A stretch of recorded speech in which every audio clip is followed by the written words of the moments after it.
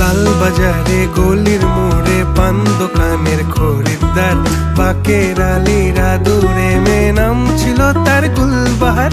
লাল বাজারে গলির মোড়ে পান দোকানের খরিদ্দার, বাকের আলীরা দূরে মেয়ে নাম ছিল তার গুলবাহার।